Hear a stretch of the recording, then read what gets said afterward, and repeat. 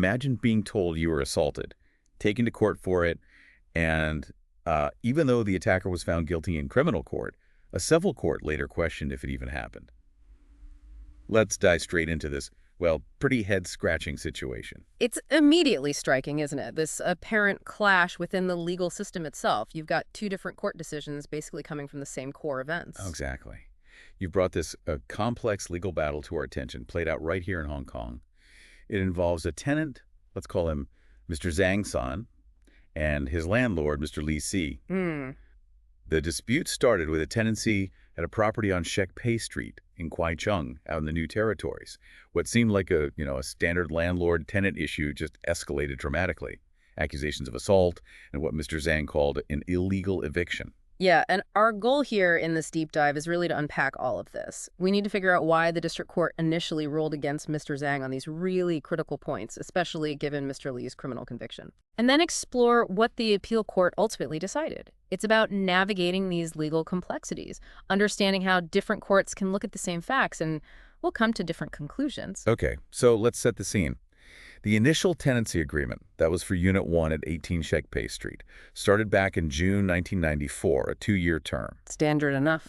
But after only about 3 months, Mr. Zhang, apparently facing some money troubles, moved to a smaller place, Unit 4, on the same property. Ah, okay. The rent went down from HK $1,500 to HK $1,300. Now, what's really important here is that even though he moved units, the legal relationship, the landlord-tenant thing, it stayed under the same legal framework. Right. Part 4 of the Landlord and Tenant Consolidation Ordinance here in Hong Kong. Exactly. So that means Mr. Lee couldn't just, kick Mr. Zhang out of Unit 4 without going through the proper legal channels. And that sets a really crucial context, because despite the change of address within the property, the original agreement, the laws, they still applied.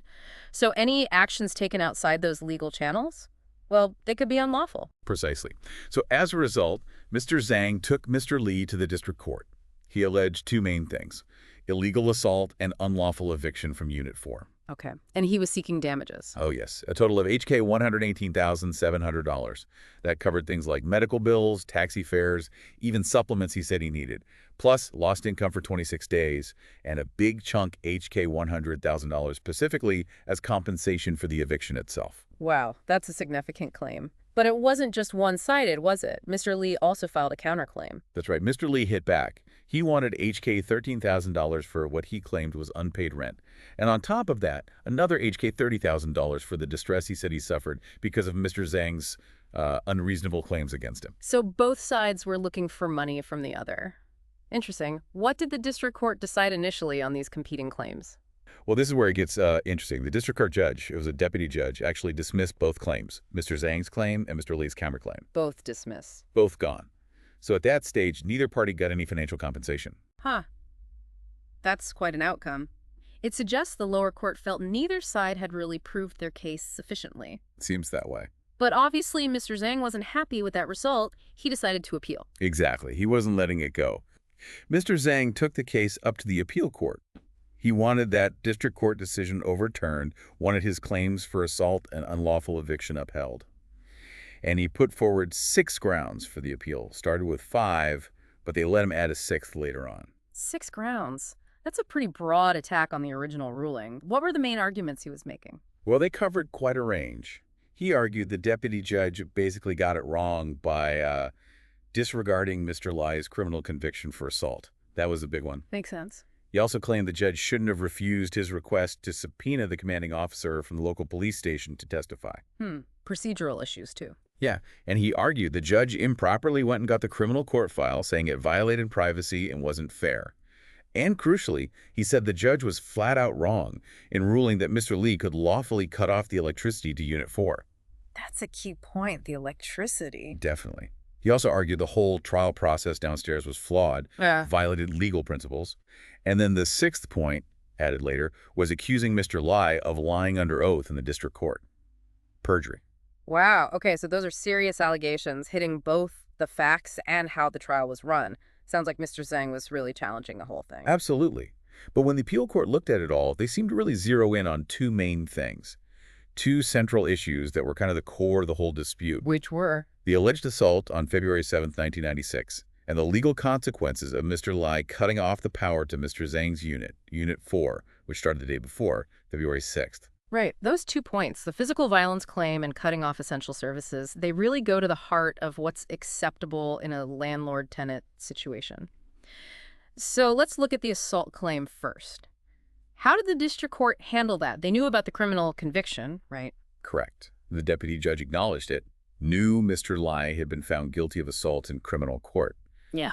But, and this is really key, the judge said that conviction only created a legal presumption in the civil case. A presumption. What does that mean exactly? It means the civil court starts by assuming the assault happened because of the conviction. But the judge explained that presumption could be overturned, could be rebutted, if Mr. Lai could prove on the balance of probabilities that he didn't actually commit the assault. Okay, let's pause there. For anyone listening, the balance of probabilities in civil court just means it's more likely than not that something happened. It's a lower standard than beyond a reasonable doubt used in criminal court, which is much tougher to meet. So the district court felt it could basically relitigate the assault, even after the criminal conviction, if the evidence in the civil trial made it seem more likely than not that it didn't happen. That's precisely what happened. And it seems the deputy judge felt Mr. Li did meet that standard, largely because of how they viewed Mr. Zhang as a witness. The judge found Mr. Zhang to be, and these are strong words, dishonest, unreliable, and untruthful. Oof. And they didn't just say that, they gave 9 specific reasons for reaching that conclusion. It's quite a detailed takedown of his credibility. 9 specific reasons. That's a lot. What were some of the key things the judge pointed to? Okay, well, first off, inconsistencies about where Mr. Zhang said he got hurt in the assault. Yeah. The location seemed to shift depending on who he was talking to, the police, the doctor, criminal court, the civil court. He mentioned his left chest, right forehead, left eye corner, left temple. It was all over the place. The deputy judge just didn't buy his explanations for why the story kept changing. Yeah, inconsistencies about something as basic as where you were injured, that would definitely raise flags for a judge about how reliable your memory is. What else? Another big one was about Mr. Zhang's understanding of eviction law. He first testified he knew landlords couldn't just kick tenants out without a court order, said he'd learned it from a legal advisor. Okay. But then, when they played a recording of him saying the opposite, he denied ever saying the first thing. The deputy judge saw that as plain dishonesty. Right, that's a direct contradiction. That would seriously damage anyone's credibility. Totally. Then there was Mr. Zhang's claim that Mr. Li threatened him right in front of the police, said Mr. Li had told him he'd beat him up after the officers left. But the police officer didn't back that up. Exactly.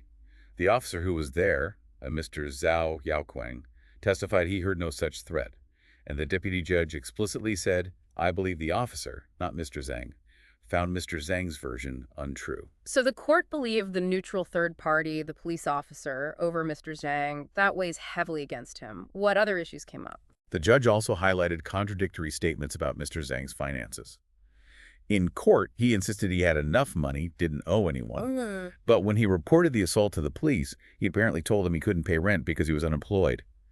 His explanation later that he just didn't want to complicate things with the police, the judge just found that unbelievable. Another inconsistency suggesting maybe he wasn't being entirely straight about his situation. Then moving on, there were conflicting stories about why he couldn't get back into Unit 4 after February 7th. First, he said Mr. Lag changed the locks on the main gate. Okay. But later, under questioning, he changed it, saying he just couldn't open the gate. Deputy judge found that shift unconvincing. Reasoned that if he'd actually tried his key, he'd know for sure if the lock was changed or not. Yeah, that change in story about accessing his own home definitely casts doubt on his claims about the eviction itself. And then things got a bit strange. Mr. Zhang started bringing up these suspicions about Mr. Li. Claimed Mr. Li was involved with illegal immigrants, thought Mr. Zhang had reported them, also claimed Mr. Li stole his bank statement and thought Mr. Zhang was rich because of it. Whoa! Any proof?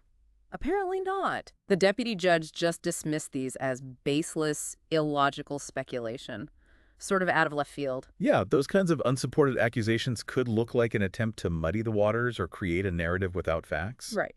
The judge also pointed to a direct contradiction with the written tenancy agreement about electricity costs. Mr. Zhang claimed Mr. Li never charged tenants for power, but the lease clearly said it was the tenant's responsibility. Clause 6. And there was a separate meter for Unit 4 mentioned in Clause 11. The written contract would usually carry more weight than memory in that kind of dispute, especially when it's clear. Exactly. The deputy judge also found it odd. Apparently, Mr. Zhang had previously taken Mr. Li to small claims court over a tiny debt. The judge kind of questioned, well, if Mr. Li could just collect utility fees if he needed small amounts, why would he need to borrow this tiny sum from Mr. Zhang? It cast doubt on Mr. Zhang's version of their financial dealings. That's an interesting bit of reasoning, yeah. Ah. Undermines the picture Mr. Zhang was painting. And finally, the judge just didn't believe Mr. Zhang's claim that Mr. Li had given him exclusive use of one of the two communal toilets. Exclusive use, with multiple tenants. Yeah, the judge thought, given how many tenants there were, the morning rush. It seemed highly improbable a landlord would do that for just one tenant, which also made Mr. Li allegedly damaging the lock and taking the light seem less likely. Okay. So adding up all those 9 points, the deputy judge basically decided Mr. Zhang wasn't credible, and because of that, found it more likely than not the assault didn't happen, despite the criminal conviction. Right. Contradicting the criminal finding in the civil context. The judge also felt Mr. Li's testimony was consistent with the police officer's account. And there was something about Mr. Li's daughter being sick. Yeah, the judge mentioned that on the day of the alleged assault, Mr. Li's young daughter was sick and needed to go to the doctor, implying he'd be unlikely to start a fight then. So that's the picture from the district court. Heavy reliance on perceived inconsistencies in Mr. Zhang's testimony to overcome the presumption from the criminal conviction. But then the appeal court took a look and came to a different conclusion, didn't they? Especially on the assault. That's right. The appeal court stepped in and said, hold on. They stated they could not find any convincing facts in the evidence presented to overturn Mr. Li's criminal assault conviction. So they gave the criminal conviction more weight. It seems so. They essentially dismissed those inconsistencies in Mr. Zhang's memory about the injury locations as, well, minor memory lapses, not significant enough to undo the conviction. That's a really key difference in approach compared to the district court. The appeal court is saying, yeah, maybe there are some minor fuzzy details, but not enough to say the assault didn't happen when a criminal court already decided it did. Exactly. And they put a lot of emphasis on the fact that Mr. Zhang reported the assault to the police immediately after it supposedly occurred, and he showed them injuries. That immediate report, the physical evidence that seemed crucial for the appeal court. So even with the credibility issues raised by the district court, the appeal court focused more on the direct evidence surrounding the assault itself and the fact of the prior conviction. Precisely. The appeal court concluded the deputy judge was wrong. Wrong to overturn the criminal conviction based on the balance of probabilities in the civil case. They said the evidence in the civil trial just didn't convincingly prove the assault didn't happen. It really highlights that legal principle, doesn't it? Civil courts can revisit facts from criminal cases, but they need pretty compelling reasons and strong evidence to contradict a conviction like that. Okay, so that's the assault. What about the other key issue, the electricity cutoff? What did the appeal court say about that? They were just as clear on that point, unequivocal, really. Cutting off the electricity supply. That was a breach of an implied term in the tenancy agreement, the term that guarantees the tenant the right to undisturbed enjoyment of the property. Right, that undisturbed enjoyment clause.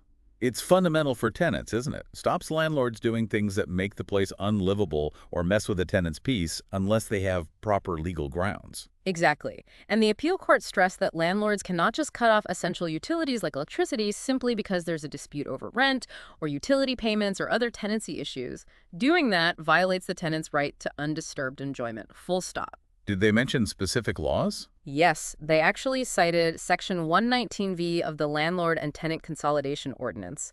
That section specifically deals with unlawfully depriving a tenant of occupation or intentionally interfering with their peaceful living by persistently withholding essential services, like power. So the law is pretty clear on that. Very clear. It highlights how seriously the law takes cutting off essential services. The appeal court specifically pointed out that even if Mr. Zhang had said he wouldn't pay for electricity, and remember, there was disagreement about whether he even said that Mr. Lai still wasn't legally allowed to just forcibly cut the power. Right, so regardless of any payment argument, the act itself, cutting the electricity, was deemed unlawful, an infringement on the tenant's rights. Correct. And how did these two findings, upholding the assault claim and ruling the electricity, cut off unlawful feed into the overall claim of unlawful eviction? Well, the appeal court put them together. They concluded that the assault, combined with the unlawful cutting off of the electricity, was enough proof. Proof of Mr. Lai's intention and his success in forcing Mr. Zhang to leave the property. Ah, so the two acts together, constituted the eviction. Exactly. As a result, Mr. Zhang's claim for unlawful eviction, it was upheld by the appeal court. Okay, so a major turnaround.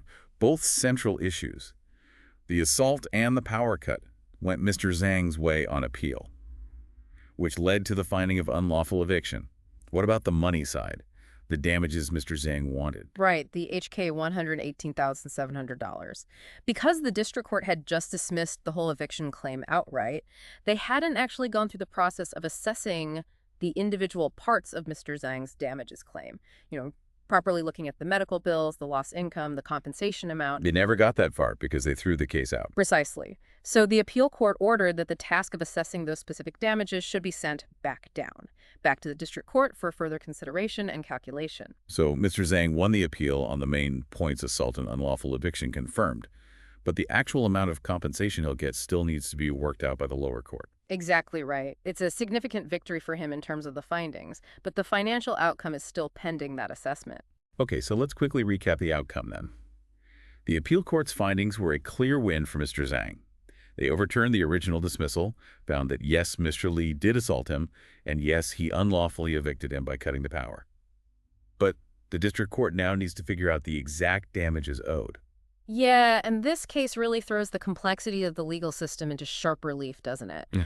That contrast between the criminal conviction and the initial civil court dismissal, it really highlights the different standards of proof and how judges can interpret the same evidence differently in different legal contexts. Absolutely. And it really hammers home the importance of that tenant's right to undisturbed enjoyment. And the serious legal trouble landlords can get into if they try to take matters into their own hands, bypassing the proper legal steps. This whole situation just shows how tangled the search for truth can become, even when you have legal processes designed to find it. It really makes you think, doesn't it, about how these different legal standards and how credible someone seems as a witness can ultimately shape the entire story of what actually happened. It does. And it leaves us with a question for you, our listener. What does a case like this tell us about the different facets of justice? And maybe about how much certainty we can place on the outcomes from different parts of the legal system.